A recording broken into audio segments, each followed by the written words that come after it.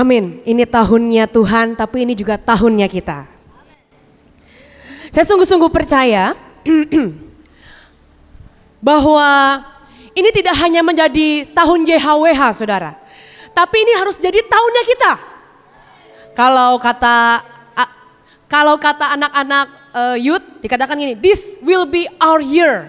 Tahun ini harus jadi tahunnya kita. Januari kita muncul, Februari kita muncul, Maret kita masih muncul terus sampai Desember. Setiap bulan itu harus menjadi tahunnya kita. Hari ini Tuhan mengajak kita berjalan dengannya. Ini tahunnya, betul ya? Tadi dikatakan firman-Nya berkata bahwa 2026 ini tahunnya YHWH. Dan di tahun yang sama juga Tuhan ingin mengajak kita berjalan bersama-sama. Nah, tapi gini, kalau kita mau berjalan bersama-sama, harus ada sebuah perjanjian atau kesepakatan yang kita ambil. Ayatnya berkata, Amos 3 ayat 3, berjalankah dua orang bersama-sama jika mereka belum berjanji? Suatu hari, waktu saya masih sekolah dasar, saya nggak janjian sama mama saya. Saya pergi ke sekolah bawa sepeda ke sekolah. Sampai di sekolah, pulang sekolah, saya marah-marah. Kenapa marah-marah? Saya marah sama mama saya, kenapa saya belum dijemput? Belum sadar. Tadi saya sekolah bawa apa? Salah siapa? Salah sendiri, betul Oma, makasih Oma. Yang belakang belum sadar. Saya bawa sepeda, saya pergi ke sekolah, pulang jam 1 siang, saya nunggu sampai jam 5 sore. Dengan sangat tekun, dengan berdoa, yang pasti menahan hujan. Saya tunggu sampai jam 5 sore, gak ketemu-ketemu. Kenapa? Mama saya kira saya pulang naik sepeda, anak saya main lama banget sampai jam 5. Saya mengira mamaku bagaimana, dia lupa gak jemput aku ke sekolah. Gak ketemu, ngerti ya? Berjalan bersama harus ada sesuatu yang sama dan sejalan yang kita sepakat. Pulangnya naik sepeda. Akhirnya saudara, sepedanya saya tinggal di sekolah. Saya pulang ke rumah, saya jalan kaki dengan marah-marah. Nah seringkali kita gitu. Tuhan berikan kita sepeda, bahkan gak cuma sepeda, kapal, pesawat. Kitanya marah-marah, katanya mau dijemput. Pulang jalan kaki dengan misuh-misuh, marah-marah. Padahal ada sepeda di sekolah. Saya pulang ke rumah, saya buka pintu, saya banting pintunya. Mama kenapa gak jemput aku? Kata mama. Lah orang kamu bawa sepeda katanya gitu. Saya lihat ke garasi, kok gak ada sepedanya, dicurikah sepedanya. Saya balik lagi ke sekolah jalan kaki, ternyata sepedanya ada di sekolah.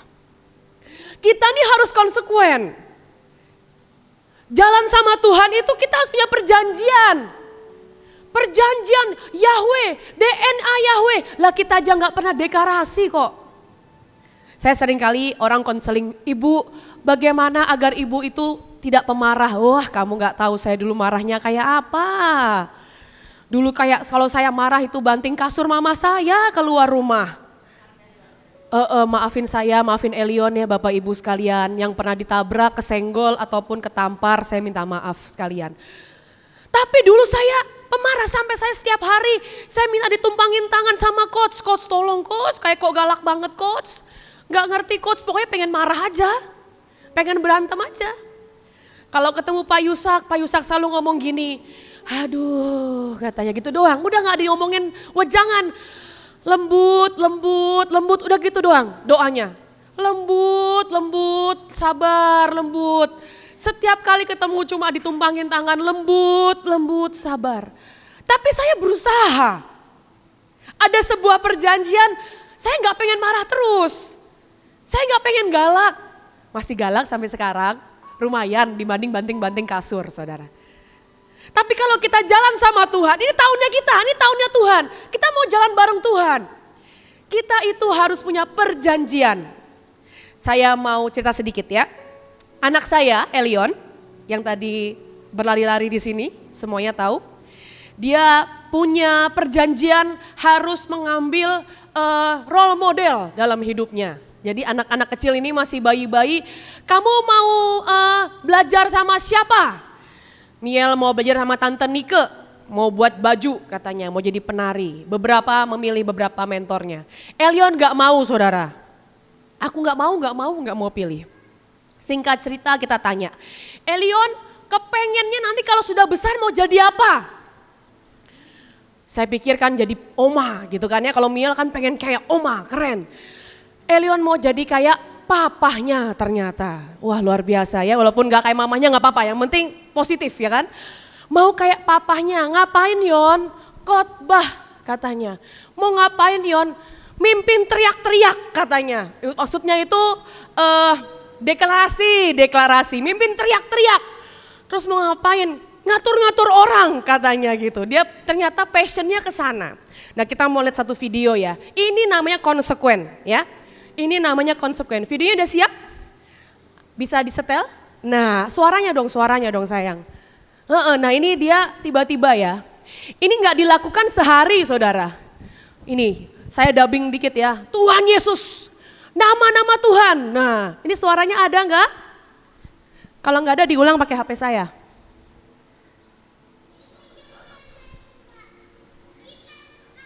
Ada back sound-nya loh, ada emojinya di rumah nih ternyata.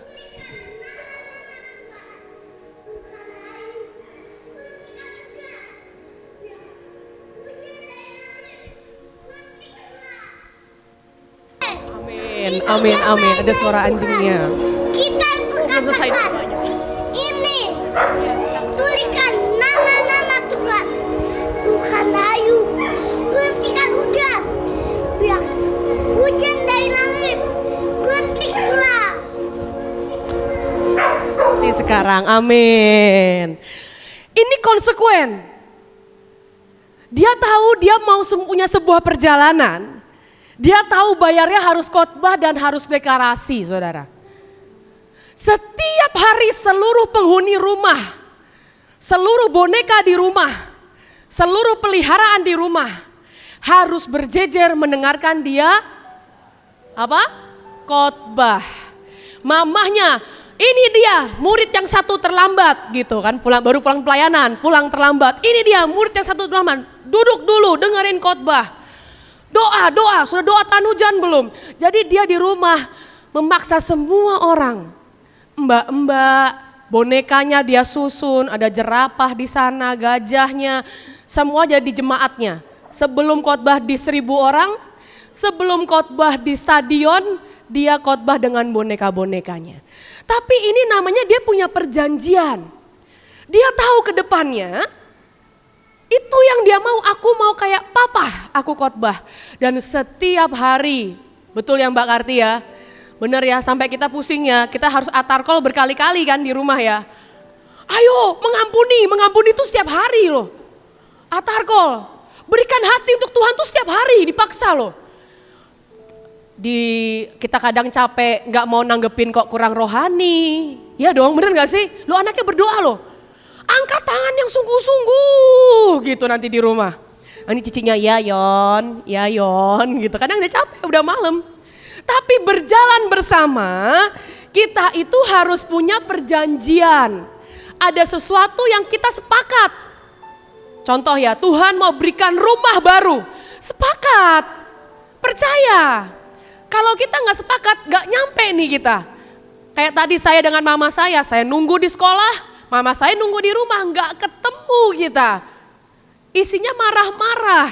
Elion tahu dia harus jadi pengkhotbah, dia mulai khotbahin mbaknya dari rumah. Kalau bisa satpam pun dia khotbahin.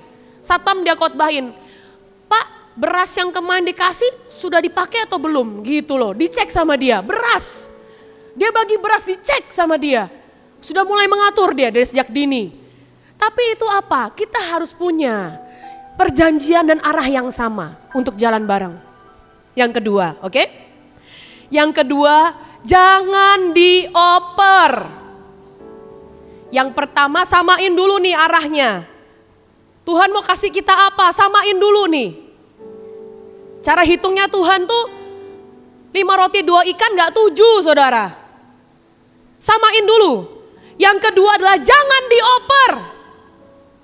Seringkali kita dapat firman Tuhan, kita dapat rema Tuhan, kita oper ke orang lain.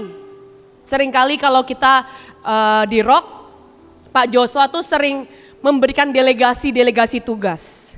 Nanti seringkali yang dapat delegasi mengoper ke yang lain. Sibuk gitu ya, Kesha buat ini, siap. Abis itu Naomi buat ini ya gitu, kita oper.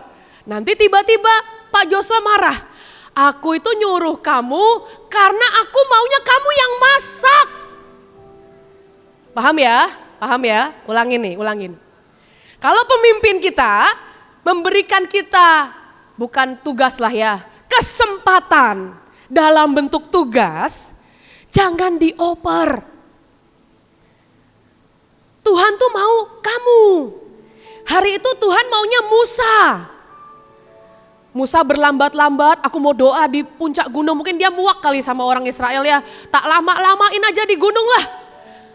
Ketemu mereka nanti misuh-misuh lagi, marah-marah lagi. Aku di gunung yang lama lah bersama awan-awan ini.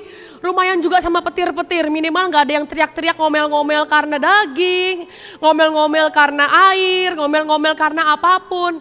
Minimal aku di gunung nih bersama awan-awan dan petir-petir. Tapi Tuhan tuh maunya Musa.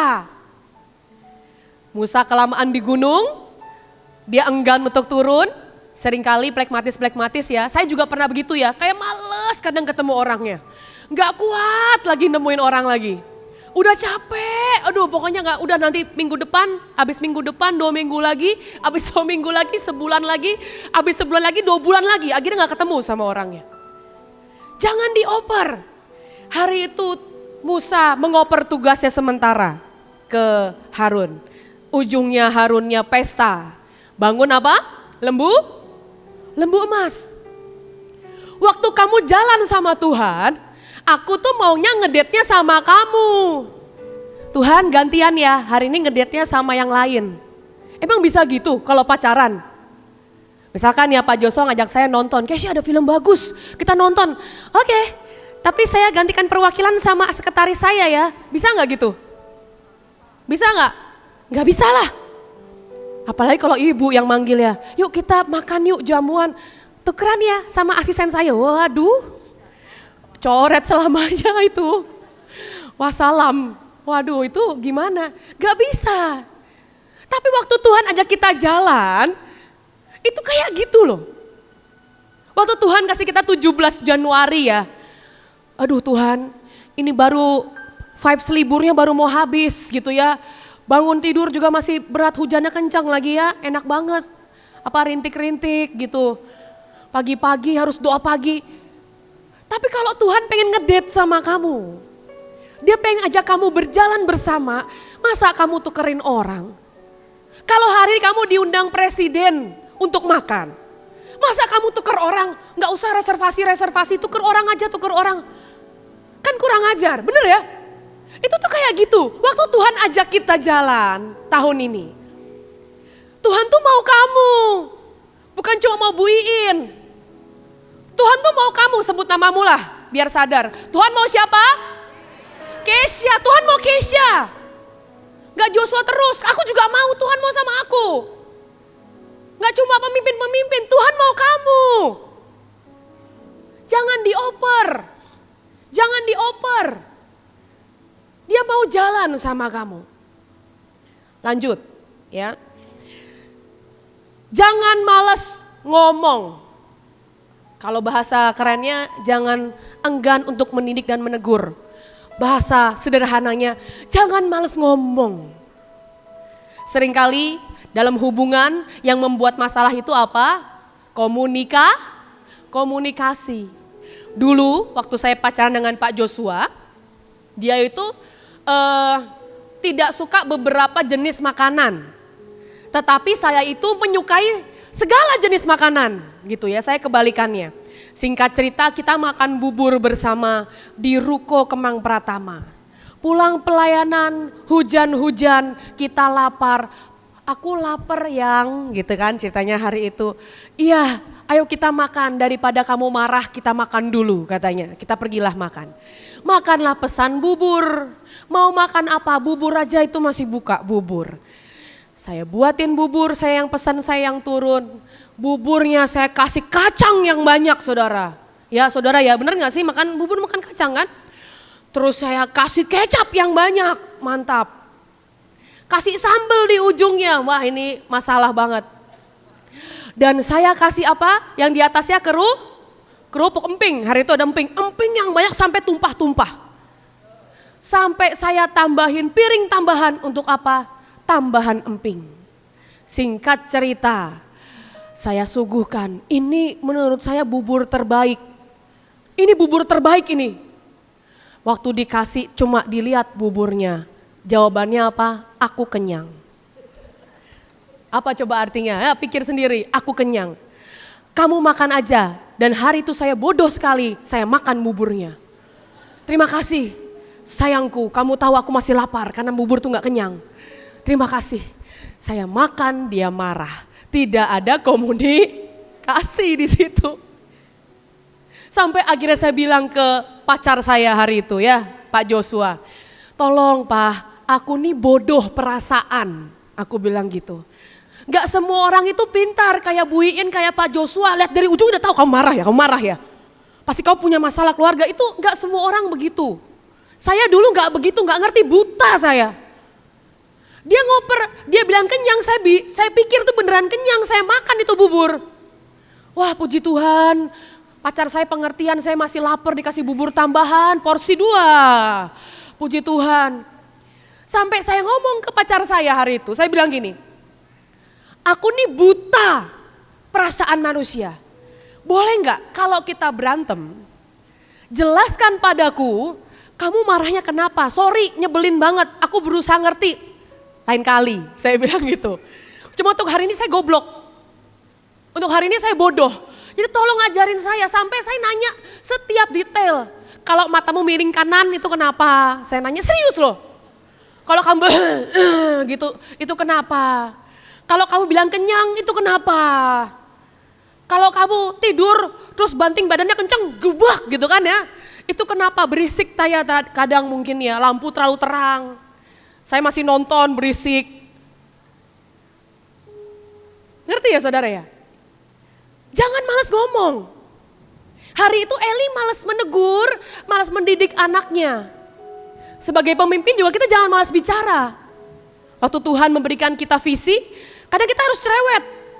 Saya tuh ingat ya, hari itu saya suruh anak buah saya untuk mengukur kolam renang di GWR. Ya, mengukur ya, kolam renang tahu ya saudara ya.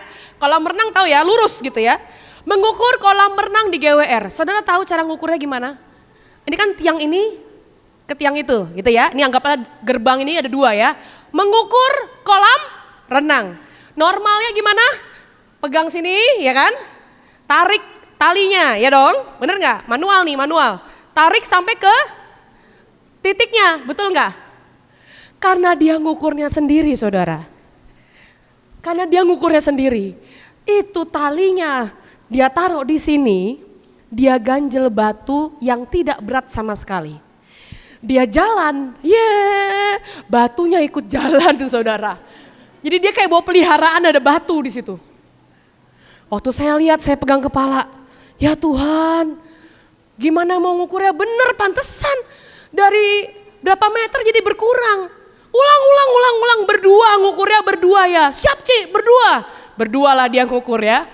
Satu orang di sini, pegangnya, jangan pakai batu lagi. Siap Ci, pakai batu, jangan pakai batu lagi. Dia berdiri di sini tahu ngukurnya, ada pohon kan di perjalanan ini kan. Ngukurnya gini, iya ada pohon. Ada pohon, dia muter saudara. Ada pohon, belok dulu kiri, belok dulu kanan. Jadi dia belok-belok dari 100 meter jadi 200 meter. Ngukur kolam renang. Waktu saya lihat kayaknya gedungnya gak segede ini. Kolam renangnya sekarang ada tambahan apa ya? Waktu saya lihat peta kok lebih gede dari ruang kebaktian saya ya. Kayak gak nyambung. Saya lihat kamu ngukurnya gimana? Ya Tuhan, itu meteran muter di pohon. muter di tiang. Kenapa? Soalnya nggak ada jalan, Ci. Untuk menuju titik itu nggak ada jalan, jadi harus muter-muter, Ci.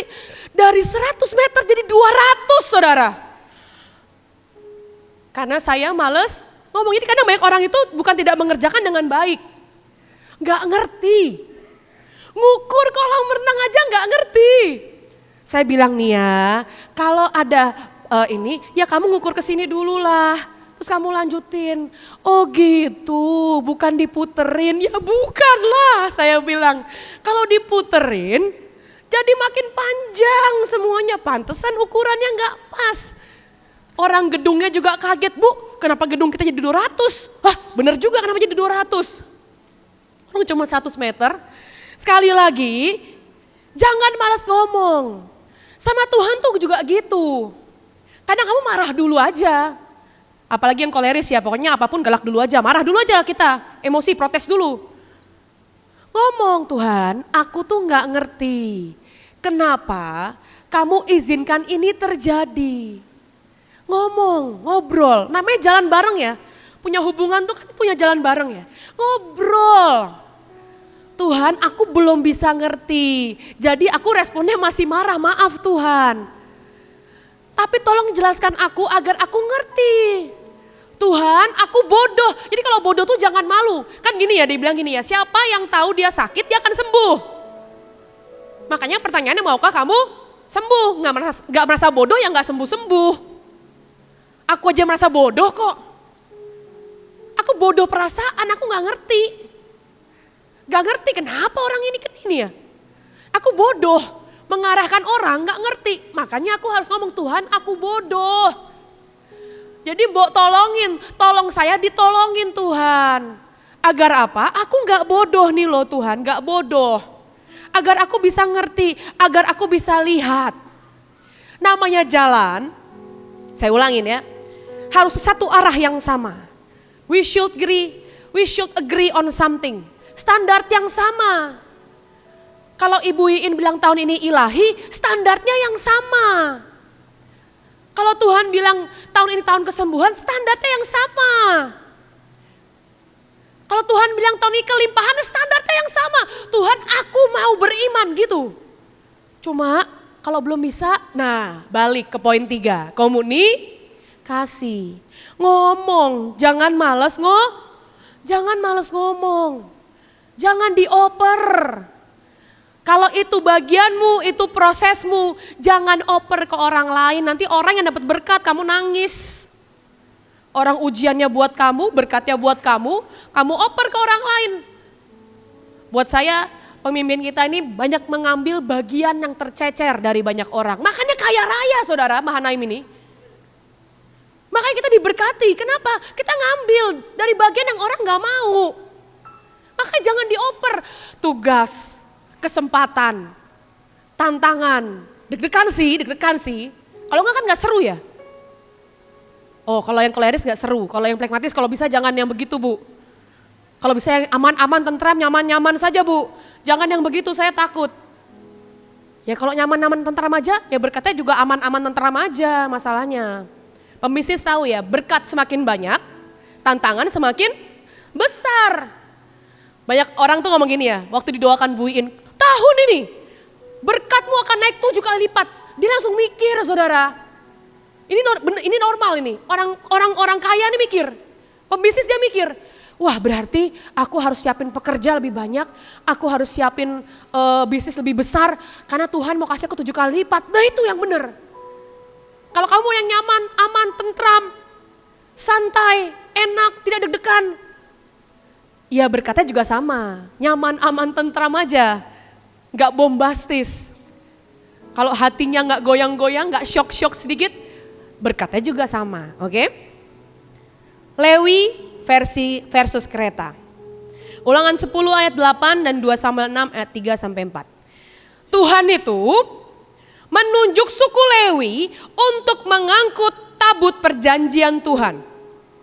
Oke, sampai sini paham ya? Tuhan menunjuk suku Lewi untuk mengangkut perjanjian Tuhan. Tapi sekian puluh tahun kemudian Daud Di 2 Samuel 6, mereka menaikkan tabut Allah itu ke dalam kereta.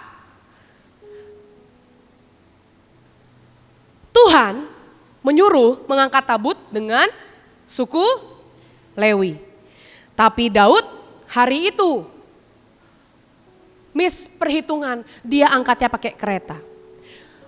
Orang Filistin angkat tabut pakai kereta, nggak masalah.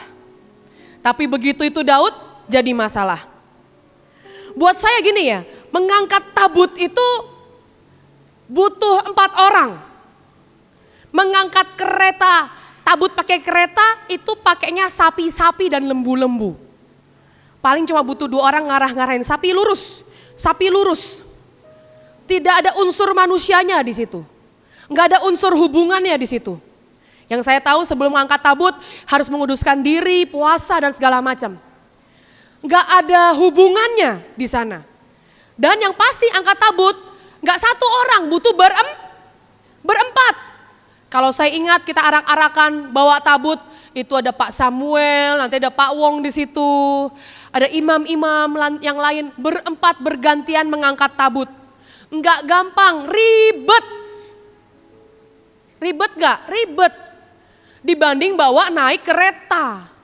Lebih sederhana kelihatannya, lebih simpel kelihatannya, lebih praktis kelihatannya. Makanya anak-anak muda sering dimarahin. Kamu tahu gak?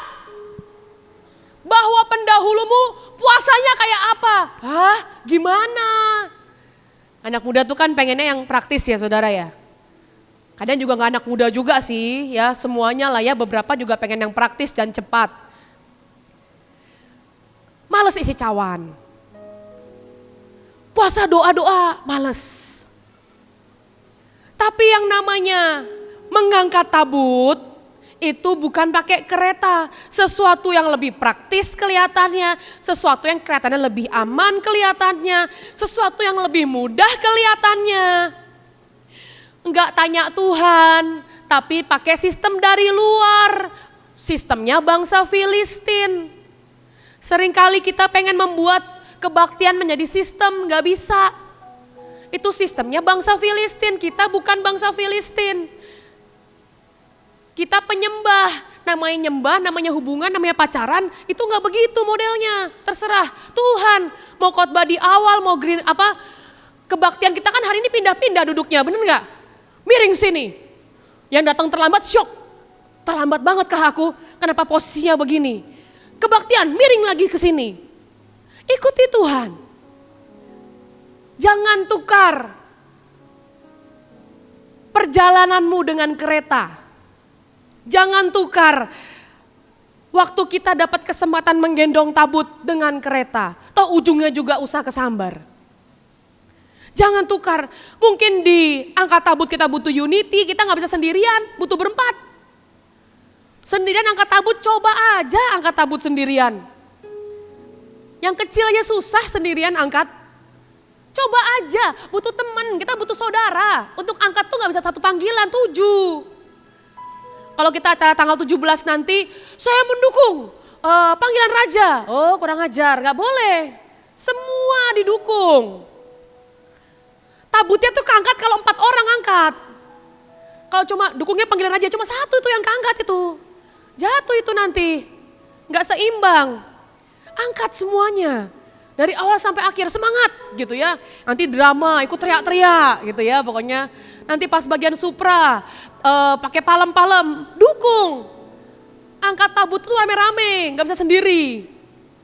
7 panggilan kita harus dukung, oke? Butuh unity karena berempat, butuh tenaga dan effort, betul. Harus menguduskan diri dulu, betul. Sebelum mengangkat tabut, tapi saya sungguh-sungguh percaya tahun ini Tuhan mau ajak kita jalan. Rohnya yang kudus ingin ajak kita jalan. Ayo kita kenal. Jalanlah ke arah yang sama. Jangan tuker. Jangan tuker. Saya tuh selalu bilang gini ya.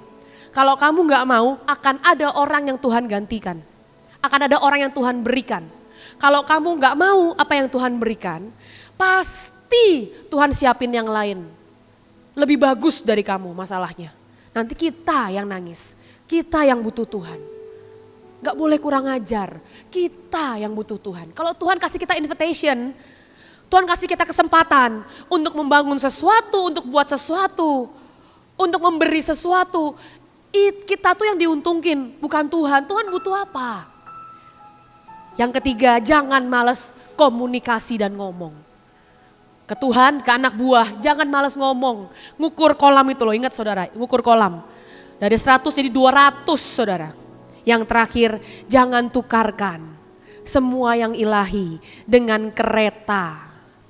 Jangan tukar semua yang kelihatannya ilahi dengan yang lebih mudah, lebih modern, mungkin lebih gampang semuanya. Jangan tukarkan dengan kereta. Mari sama-sama kita doa dalam Tuhan.